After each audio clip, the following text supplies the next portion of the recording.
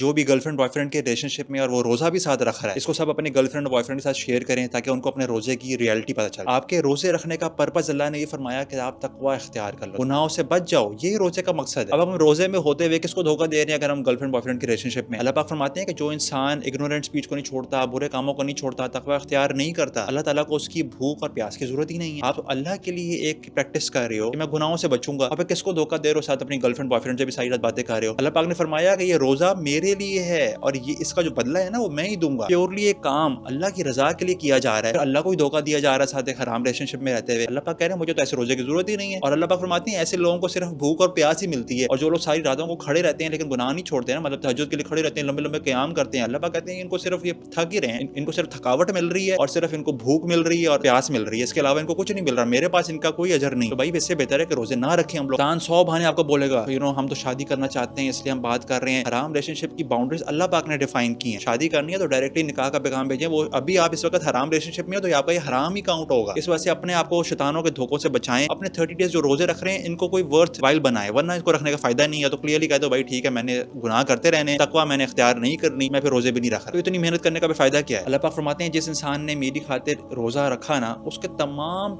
पुराने जो गुनाह है ना वो माफ कर दी जाएंगे। आप इमेजिन करो कि अल्लाह पाक आपके सारे पुराने गुनाहों को माफ करना चाह रहे हैं, आपको एक न्यू बॉर्न बेबी की तरह इस रमजान के बाद बनाना चाह रहे हैं। और हम इतने ढीठ हैं कि हम कहें नहीं मैंने तो साथ साथ ना हर रोज हराम काम भी करते रहना है। तो हम क्या अल्लाह ताला को शो करना चाह रहे हैं कि या अल्लाह मैं पूरी तरह सबमिट नहीं करूंगा, वहां पे मैं हराम रिलेशनशिप में भी रहूंगा और मैं आपके सामने भी रोजा रख रहा हूँ। ये तो फिर डबल स्टैंडर्ड्स हो गए। तो उसको तमाम लोगों के साथ भेजें जो कि रिलेशनशिप्स में हैं। अपने गर्लफ्रेंड बॉयफ्रेंड को आप खुद भेजें, उनको कहो कि भाई 30 डेज में मेरी जान छोड़ो, मैं आपके साथ नहीं रिलेशनशिप रख सकता क्योंकि मैंने अल्लाह के लिए तकवा इख्तियार करनी है। इस रमजान में मैंने अल्लाह के क्लोज होना है। रमजान के बाद देखी जाएगी, लेकिन रमजान में एटलीस्ट अपने रोजों को जाया ना करें।